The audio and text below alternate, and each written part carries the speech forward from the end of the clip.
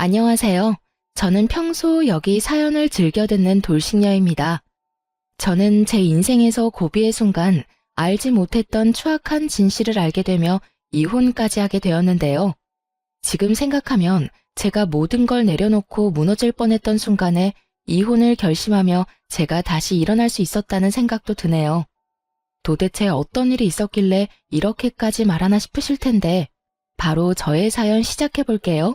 저와 남편의 첫 만남은 엄마와 시모의 소개로 이루어지게 되었었어요.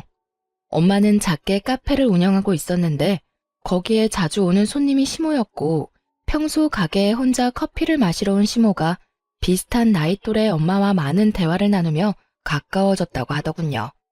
이런저런 이야기를 나누다 가까워진 두 사람은 자연스레 자식들 이야기도 나누었고 그러는 와중 비슷한 나이대의 자식이 있다는 것을 알게 되었던 것이었죠. 그렇게 마음이 맞았던 두 엄마는 자식들의 만남을 주선하게 되었어요. 양가 어머님들이 주선한 자리라 부담스럽기도 했지만 한편으론 다른 사람도 아닌 엄마가 주선한 자리이니 어느 정도 신뢰도가 있는 상태에서 남편을 만나게 되었어요.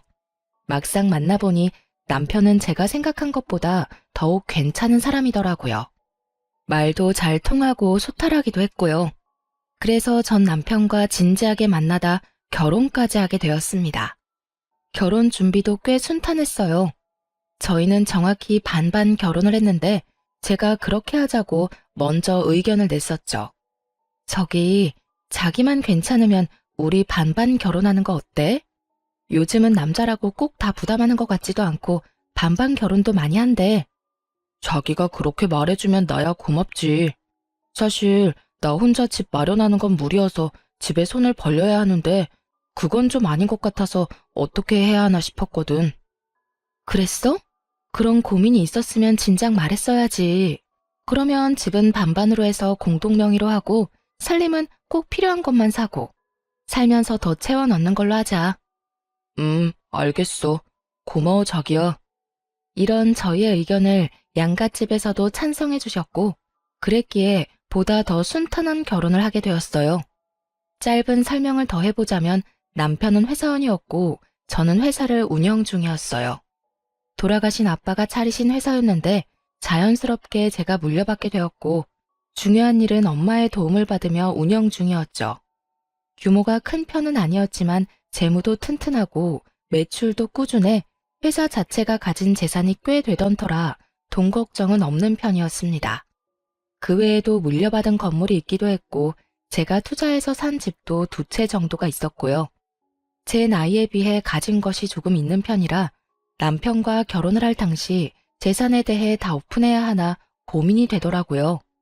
하지만 고민도 잠시 아무리 결혼을 했다고 해도 모든 걸 오픈할 필요가 없다고 생각했고 무엇보다 돈이 엮이면 아무리 좋은 사람이라도 하루아침에 다른 얼굴이 되어버리는 경우를 어릴 때부터 종종 봐왔던 터라 그저 작은 회사를 운영한다고만 알렸을 뿐 다른 이야기는 하지 않은 상태였어요.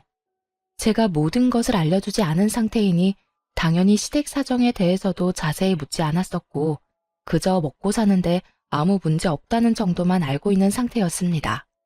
저뿐 아니라 남편 역시 시부는 돌아가시고 시모만 계셨던 터라 저는 저대로 시모에게 며느리로서의 도리를 남편은 남편대로 사위로서의 도리를 다하려고 노력하며 지냈죠.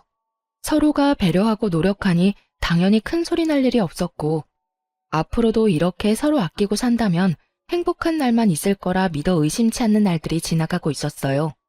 그러던 어느 날 회사에서 오래 일하던 회계팀 직원이 갑자기 그만두게 되어 전산이 꼬여 세금 계산이 잘못되는 일이 일어나고 말았어요. 그 덕에 세금이 누락되며 과징금을 지불하게 되었고 그 금액이 생각보다 커 엄마와 함께 회사에서 어떻게 해야 할지 상의를 하게 되었죠.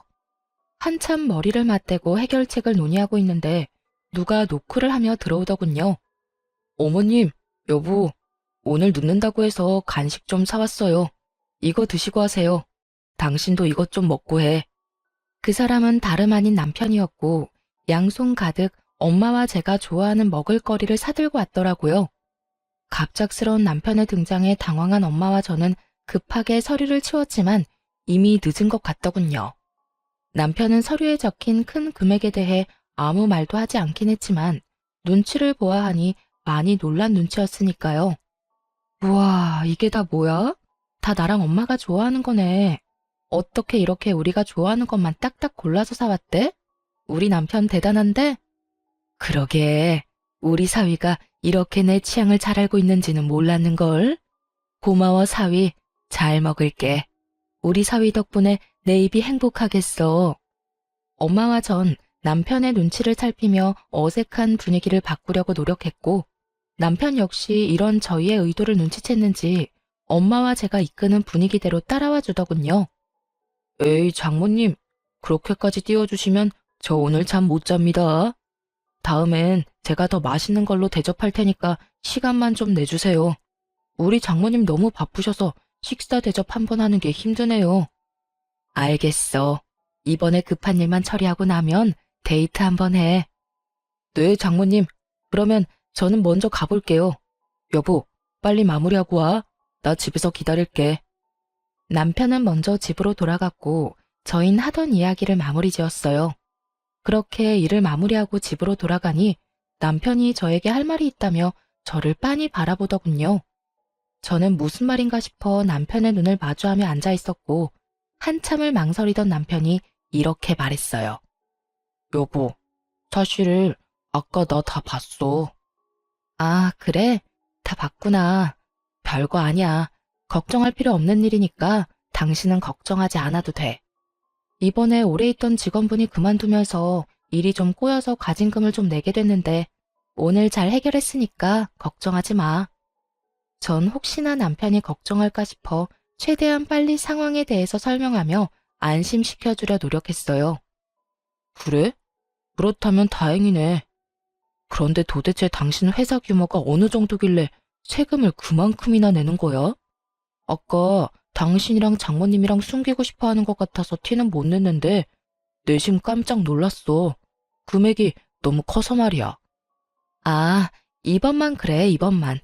앞으로 더 열심히 해야지. 우리 마누라 능력 좋은 건 알았지만 생각보다 더 굉장한 사람이었네. 내가 더 잘해야겠어. 우리 마누라 밖에 나가서 훨훨 날아다닐 수 있게. 참나, 말 예쁘게 하는 것 좀 봐. 내가 당신 때문에 웃고 살아. 나라고 뭐 다른 줄 알아? 나도 당신 때문에 웃고 살아. 저 때문에 웃고 산다는 그 말. 지금 생각해보니 틀린 말도 아니네요. 남편 놈은 제가 생각지도 못한 계획을 세우며 뒤에서 추악한 웃음을 짓고 있었을 테니까요. 하여튼 남편은 이날도 제 회사, 제 재산에 대해 자세히 묻지도 따지지도 않았고 내심 전 이렇게 넘어가게 되어 다행이다 싶었어요. 혹시나 남편이 세세하게 묻기 시작한다면 어떻게 해야 하나 고민이 많기도 했거든요.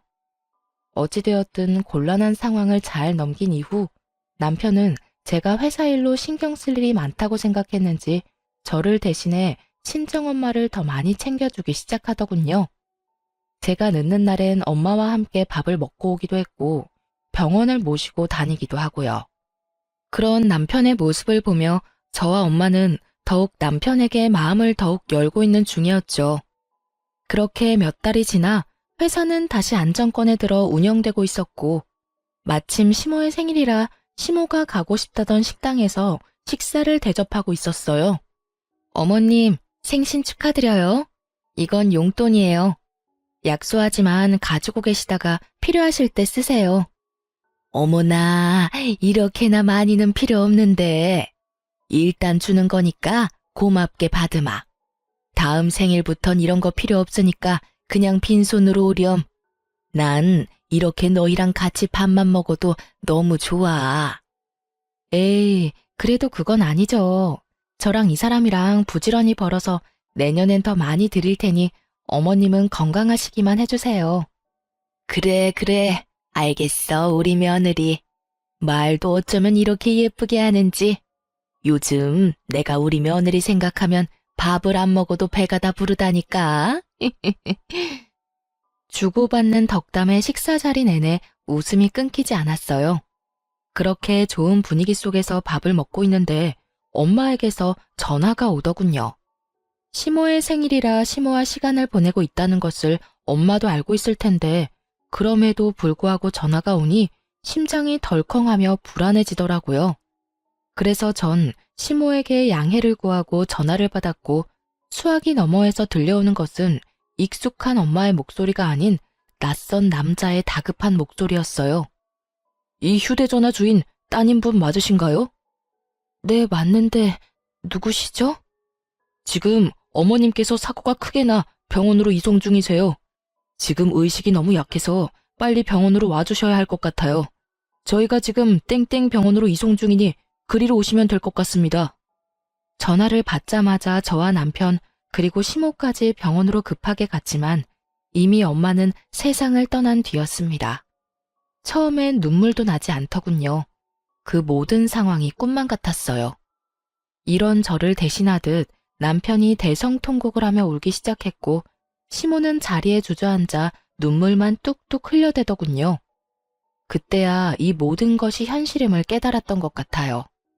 그때야 제 눈에서 눈물이 흘러나왔으니까요. 그렇게 한참을 차갑게 식어버린 엄마의 손을 붙잡고 펑펑 울었던 것 같아요. 제 세상은 순식간에 무너져버렸지만 무너진 세상에서도 해결해야 할 일들은 산더미처럼 많더군요. 엄마의 사고 처리부터 시작해서 장례식장까지 무언가를 해야 할 건 많은데 몸은 움직이지 않았고 이때 남편과 시모가 참 많이 도움이 되었어요. 정신이 반쯤 나가버린 저를 대신해 사고를 낸 상대방과 사건 처리도 해주었고 장례식장도 알아서 다 처리해주고요.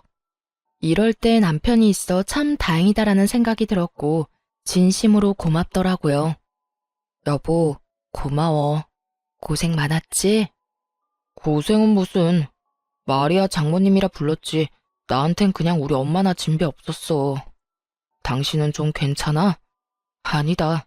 괜찮을 리가 없는데 내가 물으나 마나 한 걸 물었네. 당신 많이 힘든 거 아는데 당신 곁에 내가 있다는 사실만 잊지 말아줬으면 좋겠어. 당신 보면 가족 다 잃은 사람처럼 넋놓고 앉아있는데 당신한텐 나도 있잖아. 나도 당신 가족이니까 잊지 말라고. 고마워. 정말 고마워. 남편은 저를 위로하기 위해 최선을 다했지만 그런 남편의 위로도 그때뿐이더군요. 알겠다 하고 돌아서면 다시금 무너져 내리는 마음에 저는 쉽사리 충격에서 벗어나지 못하고 있었죠. 회사 일은커녕 일상생활도 제대로 되지 않을 만큼 혼자 생각에 잠기는 시간이 길어졌습니다. 아무리 나쁜 생각을 하지 않으려고 해도 머릿속에 나쁜 생각들만 가득 차게 되고 좋은 곳으로 엄마도 갔을 거라고 아무리 생각해봐도 다시금 찾아오는 우울함 앞에 무너져 내렸어요. 그렇게 정신을 못 차리고 혼이 나간 사람처럼 지내던 어느 날 회사에 급한 일이 생겼다며 연락이 왔더라고요. 요즘 정신적으로 힘들다는 걸 알고 있는 직원들이라 웬만한 일론 연락을 하지 않는데도 급하다고 연락이 왔었죠.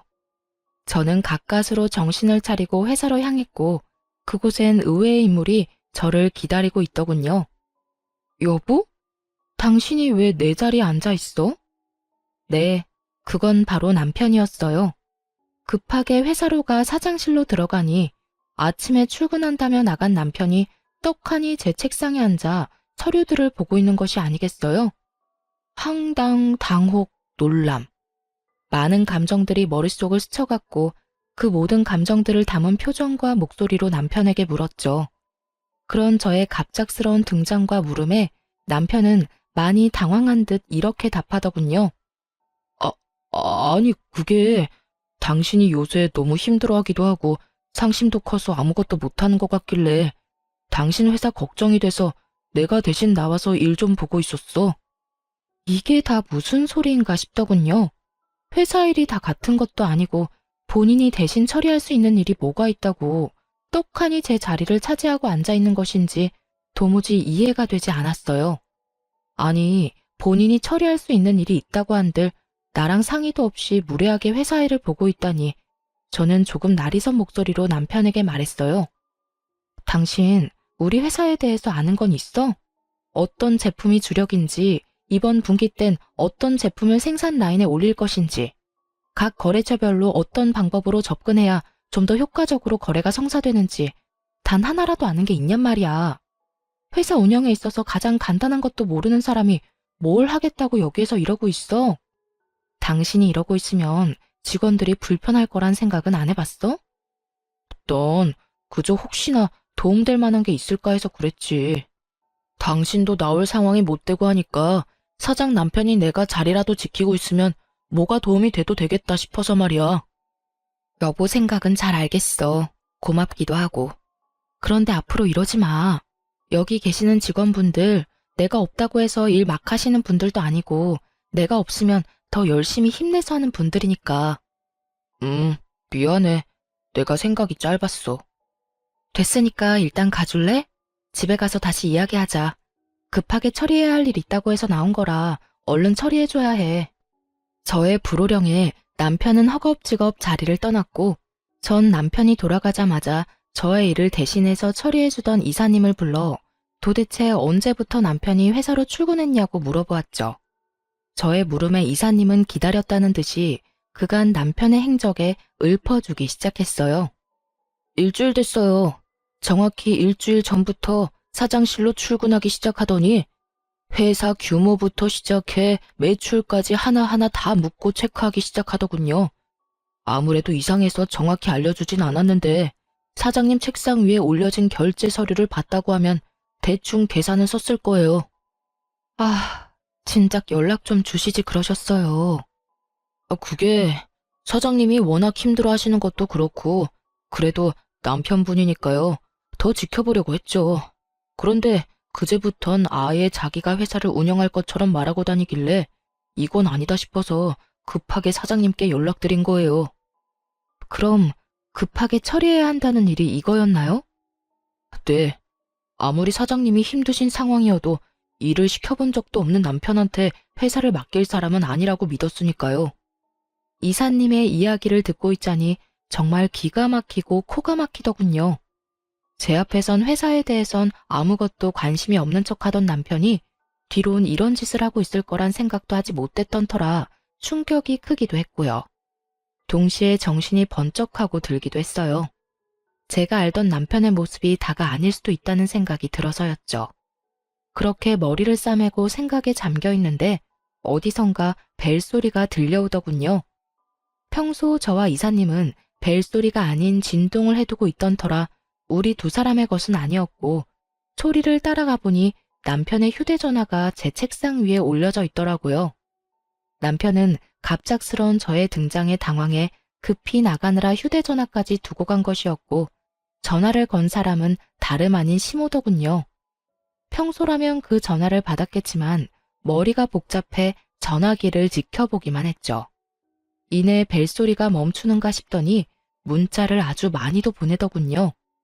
연이어 울리는 알림음에 잠금 화면 밖으로 보이는 내용들만 봤는데 정말 아찔하고 혈압이 오르는 내용들밖에 없더라고요. 덕분에 저의 흐트러졌던 정신을 꽉 잡게 해주는 결정적 계기가 되었죠. 아들, 오늘도 그 회사로 출근했니? 어때? 그때 봤던 것처럼 회사 규모가 생각보다 크니? 그래서 네가 챙길 거는 좀 되는 게야? 내가 생각을 많이 해봤는데 이혼하는 것보단 그냥 같이 사는 건 어때? 아무래도 재산 분배하는 것보단 네가 계속 같이 살면서 그 재산 다 네 거 만드는 게 더 좋을 것 같아서 말이야. 죽은 장모 재산도 꽤 많다며. 잘 생각해 아들. 같이 살 섞고 살다 보면 정도 들고 그러는 거야. 그깟 사랑이 뭐라고 그 많은 재산 놓치려고 하니? 지금 한번 눈 딱 감으면 너 한평생 돈 걱정 없이 사는 거라고. 이게 무슨 상황인지 이해하는데 많은 시간이 걸리진 않았어요. 너무 뻔한 스토리였으니까요. 제가 정신을 차리지 못하는 사이 남편은 제 회사로 출퇴근을 하며 회사에 대해 알아봤을 테고 책상 위에 쌓인 서류들을 보아하니 돌아가신 엄마의 유산 목록도 있더군요. 값이 좀 되는 건물에 형광 펜칠에 별표까지 쳐댄 걸 보아하니 그 건물은 꼭 가지고 싶은 남편의 속마음도 알 수가 있었죠. 혹시나 하는 마음에 남편과 시모에 대해 확인할 수 있는 건 모두 확인했어요. 잠자는 사이 남편의 지문으로 휴대폰을 열어 문자 내역을 열어봤죠. 남편 놈이 멍청한 것인지 생각이 없는 것인지 그간 시모와 나눴던 대화들은 하나도 지우지 않았더군요. 처음부터 읽어보니 정말 가관도 그런 가관이 없더라고요. 시모는 처음 엄마에게 접근한 것부터가 계획적이었어요. 엄마가 운영하던 커피숍 주변 상가 사람들에게서 사실 엄마가 운영하는 큰 회사가 따로 있을 뿐더러 남편이 남긴 재산이 많다는 말을 전해들은 시모는 계획적으로 엄마에게 접근했던 것이었죠. 1년에 걸쳐 작정하고 접근한 시모의 속내를 엄마가 알 리 없었고 시모의 계획대로 제 이야기까지 하게 된 것이었어요. 그렇게 가면을 쓰고 엄마에게 접근한 시모는 결국 저와 남편을 결혼까지 시켜버린 것이었고요. 문자 내용으로 보니 처음엔 그냥 한몫 챙겨 이혼시킬 생각이었더군요. 하지만 엄마가 갑작스럽게 돌아가시며 시모는 저의 모든 재산이 탐나기 시작한 거죠. 급하게 아들을 설득해 그냥 평생 제 등골을 빼먹고 살려고 한 거예요. 아빠가 살아계실 때 돈 때문에 인간관계 망치게 된 이야기를 수도 없이 들어 익히 알고는 있었지만 막상 제가 겪게 되니 그 충격은 정말 말도 다 하지 못할 정도더군요. 심지어 엄마가 돌아가신 지 얼마 되지 않은 상황에서 일이 되니 충격이 배가 되어 돌아왔어요. 거기에다 남편에겐 상간녀까지 있더군요. 물론 시모까지 상간녀의 존재를 알고 있었고요. 자기야, 자기 이혼할 거야? 어머님 오늘 만났는데 저번엔 당장 자기 이혼시킬 것처럼 구시더니 오늘은 조금 더 기다리란 말만 하더라고. 자기 이혼할 거지? 이혼하고 나한테 올 거지? 당연하지. 그런데 엄마 말처럼 자기가 좀 더 기다려줘야 할 것 같아. 왜? 얼마나 더 기다리란 말이야. 사실 좀 오래 걸릴 것 같기도 해. 자기도 알다시피 그 여자 엄마도 죽었잖아. 그런데 남긴 유산이 꽤 되더라고. 결혼까지 하고 이때까지 살았는데 이대로 재산 조금 뜯어내고 이혼하는 건 너무 아까운 것 같아서 말이야. 이왕 이렇게 된 김에 제대로 뜯어내야 하지 않겠어? 재산이 그만큼이나 돼? 그래. 건물부터 집까지 한두 푼이 아니더라니까.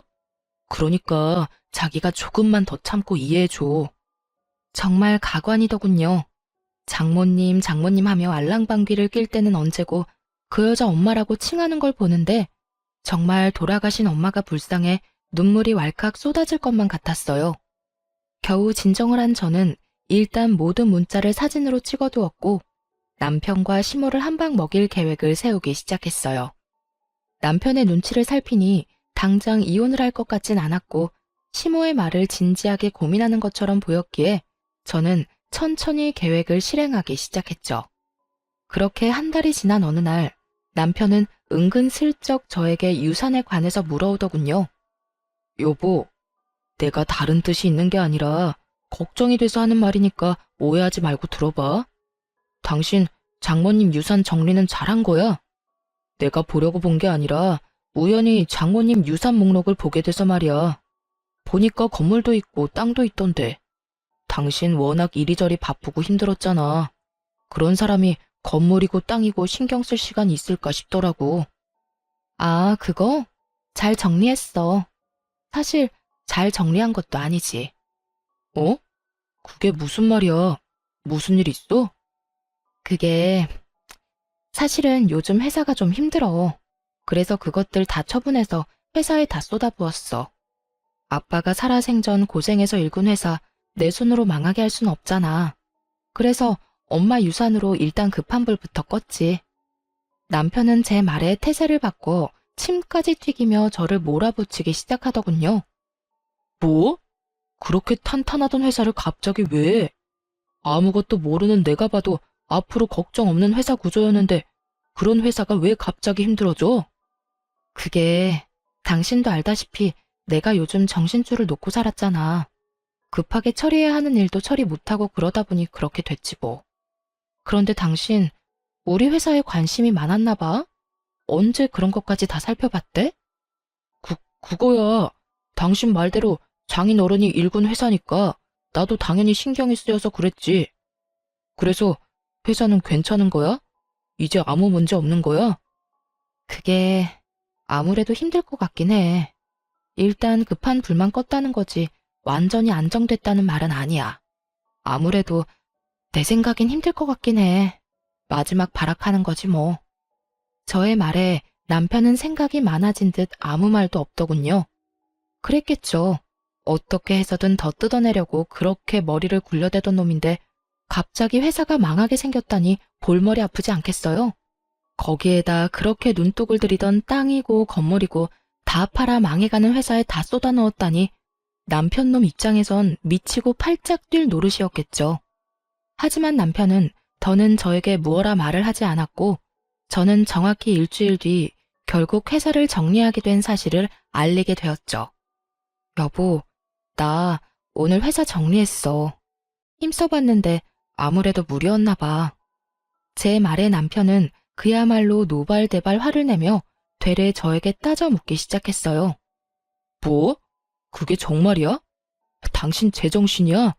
결국 이렇게 문 닫을 거였으면 장모님 유산은 때려붙지 말았어야지. 돈은 돈대로 날리고 회사는 회사대로 망하고 그게 무슨 멍청한 짓이야? 나라고 뭐 마음 편한 줄 알아? 나라고 회사 문까지 닫게 될 줄 알았겠냐고. 아, 그래서 정말 남은 재산이 하나도 없는 거야? 그 많던 돈이 하나도 없다, 이 말이냐고. 그게 뭐 나도 잘 모르겠어. 저는 우물쭈물 대답을 회피했고 남편은 마지막 발악을 마치고 집을 나가버리더군요. 됐어. 당신 표정 보니까 대충 알겠어. 그러게, 나라도 나가서 돕는다고 할 때 가만히나 있지. 이게 다 뭐야? 아우, 짜증나. 그게 다 얼만데. 당신 얼굴 보고 있으려니 짜증나서 안 되겠어. 난 나갈 테니까 잠을 자든 울고 있든 알아서 해. 그렇게 나간 남편은 집으로 돌아오지 않았고 그 덕분에 편안한 마음으로 꼼꼼히 이혼을 준비하게 되었습니다. 생각보다 제가 가진 증거들은 많았고 변호사분과 만나 상담을 하며 진행하니 더 빨리 정리가 되더라고요. 대충 정리도 됐겠다. 언제 이혼 통보를 하나 고민하고 있는데 마침 시모에게서 연락이 오더군요. 예, 지금 당장 집으로 좀 건너오거라. 왜요? 무슨 일인데요? 어른이 오라고 하면 네 하고 올 것이지 왜요는 무슨 왜요야? 잔말 말고 얼른 와. 사람이 변해도 어쩌면 이렇게까지 변할 수 있는지 온몸에 소름이 끼치며 무섭다는 생각마저 들더군요. 그러면서 오늘이 디데이구나 하는 생각에 신나기도 했고요. 그렇게 들뜬 발걸음으로 시댁에 도착하니 그곳엔 시모와 남편 그리고 상간녀까지 저를 기다리고 있더군요. 남편의 휴대전화를 봤을 때 상간녀의 존재를 알았던 터라 놀랍지도 않았어요. 하지만 엄연히 아직까진 내가 며느리이자 부인인데 당당히 상간녀까지 시모 옆에 앉힌 꼴을 보는데 어이가 없다 못해 웃음이 다 나더라고요. 그런 제 마음을 아는지 모르는지 시모는 제가 엉덩이를 땅에 붙이고 앉기도 전에 본론을 꺼내더군요. 예, 너 그만 우리 아들이랑 헤어져 줘야겠다. 이혼하라니 말이야. 들어보니 너 쫄딱 망했다고 하던데 망한 너랑 계속 살아봤자 뭐 하겠니? 평생 같이 고생밖에 더 하겠니? 제대로 앉지도 않았는데 이혼 말을 들으니 아무리 예상했었어도 화가 치밀어 오르더라고요. 그래서 저 역시 적대적인 감정을 숨기지 않고 되물었죠. 그러니까 지금 제가 망했으니까 이혼하란 이 말이죠? 망했으니 함께 힘을 합쳐 잘 살아보라는 게 아니라 같이 잘 살긴 뭘 잘 살아? 누구 고생시키려고? 말이야 바른 말이라고. 사돈 죽고 네가 제정신으로 살긴 했니? 매일 집구석에서 처박혀서 울기나 울고. 남편 밥이나 제대로 챙겨줘 봤니? 남편한테 따뜻한 말 한마디라도 해봤니? 내가 너 마음에 안 드는 게 한둘이 아니었다.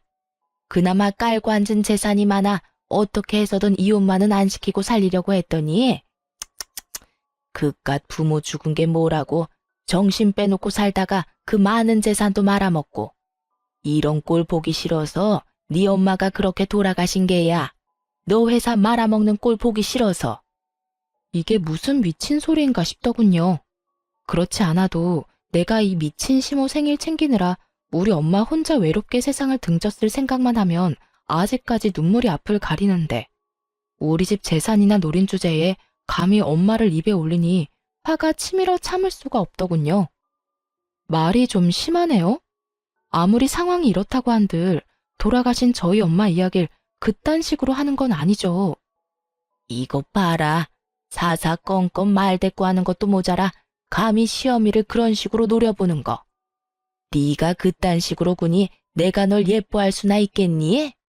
돈 줄 땐 예뻐 죽겠다고 이런 복덩이가 없다고 하더니 망했다는 말 들으니까 제가 미워 죽겠나 봐요?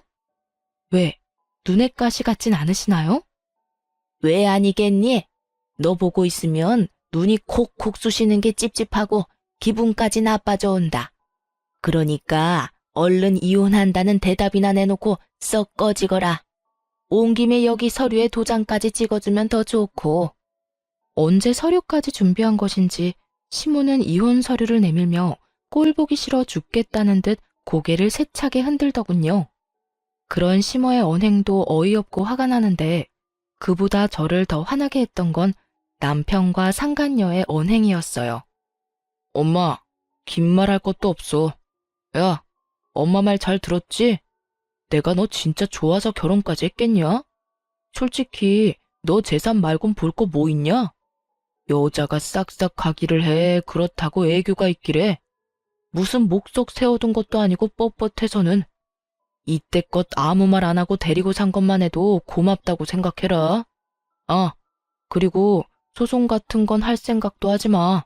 증거도 없을 거고 괜히 없는 살림에 변호사 선임 비용 같은 거 쓰지 말란 말이야.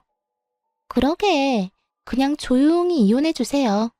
들어보니 요즘 사정도 좋지 않다고 하던데. 괜히 시간 낭비, 돈 낭비하지 말자고요. 그리고 될 수 있으면 빨리 이혼 좀 해주실래요? 아, 이혼까지 요구당하는 마당에 빨리 해주기까지 해야 하나 봐? 내가 왜 그래야 하지? 내가 사실 지금 임신을 해서요. 배부르기 전에 드레스는 입어야 하지 않겠어요? 그러니까 같은 여자로서 배려 좀 하라고요. 드레스 입어봤으니까 알 거 아니에요. 배 나오면 예쁜 드레스 못 입는 거. 처음부터 끝까지 제 앞에서 이리도 당당했던 이유가 다른 것도 아닌 임신이었다니. 저런 부모들 사이에 태어날 아기가 불쌍할 지경이었어요. 전 파렴치한 세 사람의 말이 끝나자마자 크게 웃어버렸고 그런 저를 세 사람은 미쳤냐는 눈빛으로 쳐다보더군요. 당신 미쳤어? 회사 망하고 이혼까지 하게 생기니까 드디어 정신줄을 놔버린 거야? 당신이 미치든 말든 상관없는데 이혼은 해주고 미쳐. 누구 고생시키려고 지금 정신줄을 놔버리는 거야? 야, 나 안 미쳤으니까 걱정하지 마. 이혼하자고? 그래, 이혼하자. 애까지 가졌다는데 이혼해야지. 정말이야? 정말 나랑 이혼해 줄 거야? 그런데 소송은 할 거야. 증거가 없다고 생각하는 것 같은데 뱃속의 아기가 증거가 되고도 남을 텐데 왜 그 생각은 못하는 건지 모르겠네. 멍청한 건지 생각이 없는 건지. 그리고 나 이 집에 들어오는 순간부터 지금까지 모든 대화 다 녹음 중이야. 그러니까 소송 제대로 준비하는 게 좋을 거야. 참고로 나 변호사 선임할 비용 차고 넘치니까 내 주머니 걱정은 하지 말고 당신 걱정이나 해. 아주 제대로 뜯어내 줄 테니까. 저는 시댁에 들어서기 전 휴대전화를 이용해 녹음을 하고 있는 중이었고 아무런 증거도 남기지 않았다고 믿어 의심치 않던 남편은 제 말을 듣고 눈알을 부라리며 이렇게 말하더군요. 녹음? 그딴 게 증거나 될 줄 알아? 그리고 어디서 허세야? 내가 당신 회사 가봤거든. 아예 문 다 닫았던데 무슨 돈이 있다고 그래? 야, 회사까지 찾아가 볼 정성이면 좀 제대로나 알아보지 그랬어. 네 말대로 우리 회사가 얼마나 탄탄한 회사인데 대표가 고작 몇 주 자리 비웠다고 망하겠어? 그렇게 망하는 회사가 어디 회사냐? 구멍가게도 그렇게는 안 망해. 그럼 당신 안 망한 거야? 나는 회사 문 닫았다고 했을 뿐이지 망했다고 한 적은 없어. 회사 건물도 오래되고 해서 회사 문 닫고 더 좋은 부지 사서 옮겼어, 그냥. 당신이랑 이혼하는 기념으로 더 좋은 곳에서 새 출발하려고. 네, 맞아요. 일부러 망한 것처럼 뉘앙스만 풍겼을 뿐이었어요. 모든 사실을 알고 난 후 숨쉬듯 당연히 이혼해야 한다고 생각했지만 그저 이혼만 하고 물러서기엔 제 화도 풀리지 않을 뿐더러 제대로 된 복수가 되지 않을 것 같더라고요. 그래서 제 나름대로 계획을 세우게 된 것이었죠. 일단 전 낡고 오래된 회사를 더 좋은 곳으로 옮겨버렸고 그 후 힘든 척을 하며 회사가 망했다는 뉘앙스를 풍겼더니 남편 스스로 무덤을 파게 된 거죠. 혹시나 남편이 회사를 찾아갈 수도 있다는 생각이 들어 회사를 옮긴 것이었는데 제 예상에서 한치도 벗어나지 않은 남편이 문 닫은 회사까지 찾아갔었다고 하니 계획은 성공적이었어요. 회사를 찾아간 남편이 문이 닫힌 광경을 보고 정말 제 회사가 망했다고 믿어버렸으니까요. 그리하여 지금처럼 모든 계획이 밝혀졌을 때 더 큰 상실감을 느낄 것이라 확신했는데 제 확신은 현실이 되었습니다. 스스로 관뚜껑을 열고 누워있는 사람처럼 핏기 하나 없는 얼굴을 한 심오한 남편을 보니 통쾌함과 짜릿함이 온몸을 감싸더군요. 두 사람은 말이 없었고 상간녀 역시 상황 파악이 된 듯 아까 그 당당한 기색은 온데간데 없이 사라지고 눈치만 살피기 시작하더군요. 할 말이 있으면 해보라는 눈빛을 보냈고 상간녀는 기다렸다는 듯 이렇게 말하더군요. 사실은 저 남자하고 아무 관계도 아니에요. 그냥 오늘 하루 와서 만나는 척하면서 임신했다는 거짓말만 좀 해달라고 부탁해서 온 거라고요. 아, 그러니까 다 거짓말이라고? 임신한 것도 다? 네, 정말 저는 아무 관계도 아니고 다 거짓말이었어요.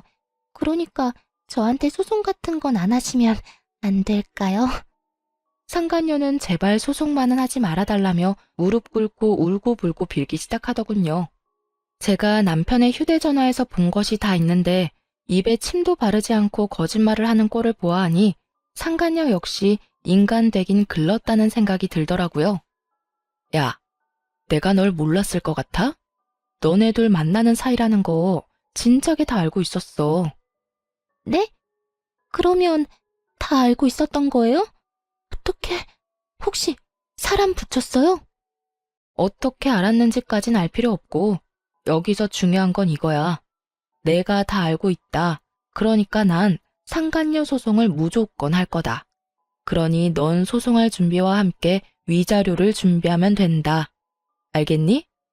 너도 들었으니까 알지? 나 돈 많은 거. 참고로 변호사 선임도 끝났고 준비도 다 된 상태라 너네 생각보다 빨리 소송 진행될 거야. 그러니까 여기서 이러고 있을 시간에 변호사 알아보고 돈이나 준비해놔.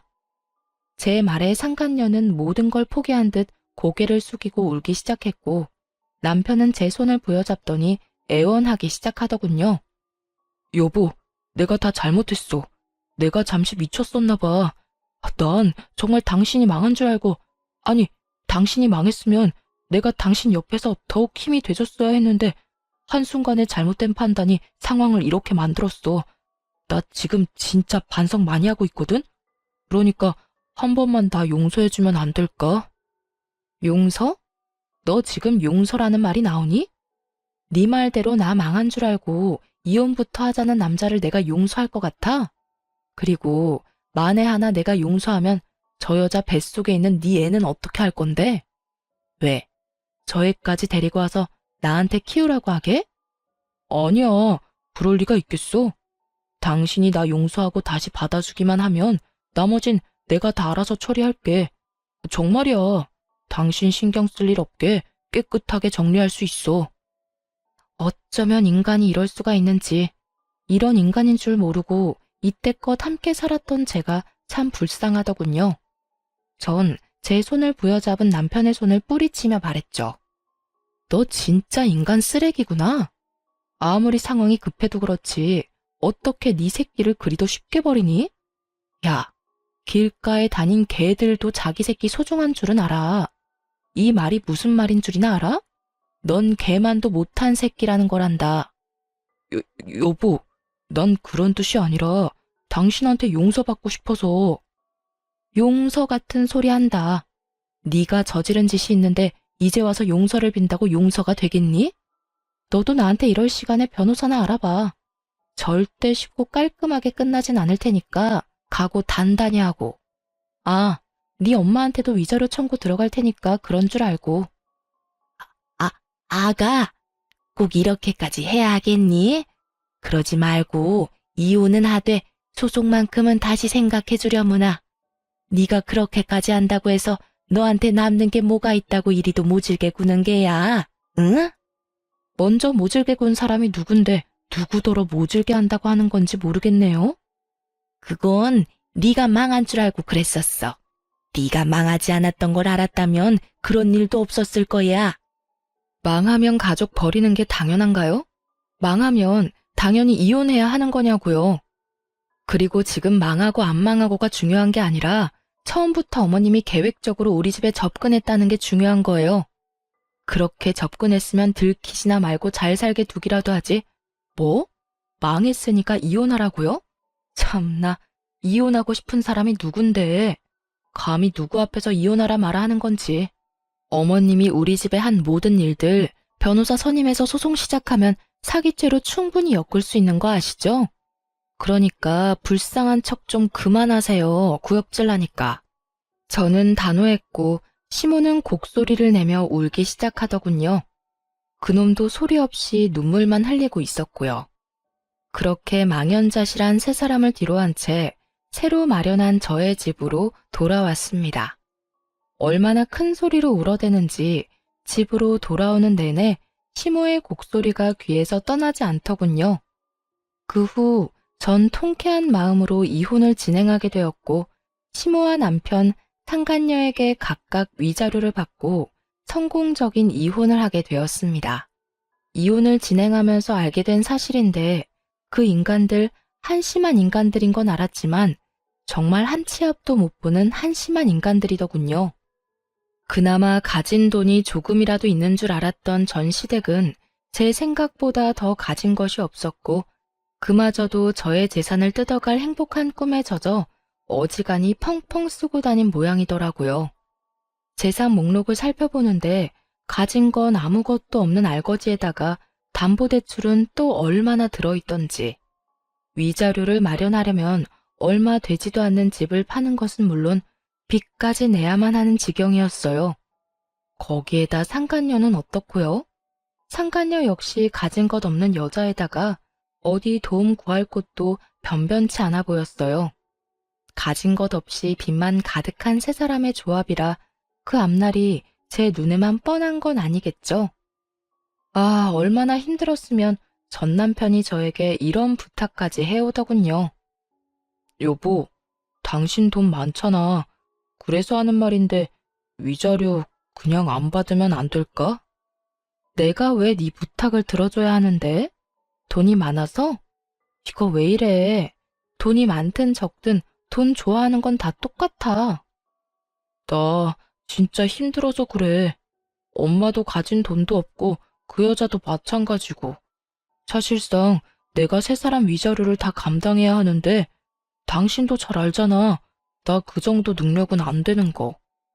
그러니까 많이 가진 당신이 못 가진 사람 배려한다고 생각하고 부탁 좀 들어줘. 응? 배려 같은 소리 한다.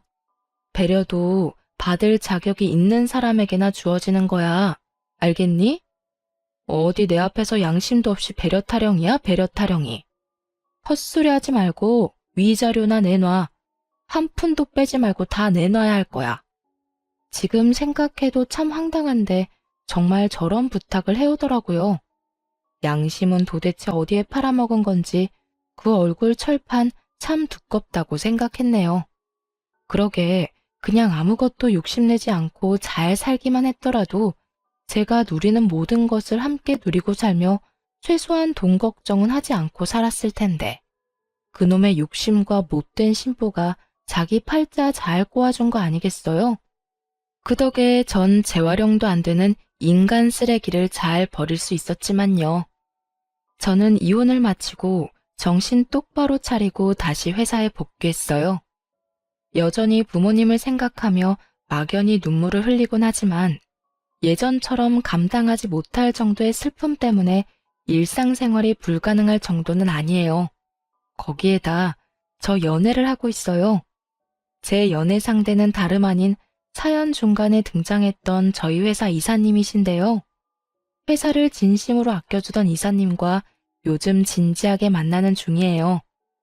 10년을 알고 지낸 이사님은 제가 유일하게 믿는 사람으로서 저에게 많은 도움을 주기도 하고 많은 마음을 쏟아주며 제가 큰일을 겪고도 오롯이 우뚝 설 수 있도록 많은 사랑을 주신 분이에요.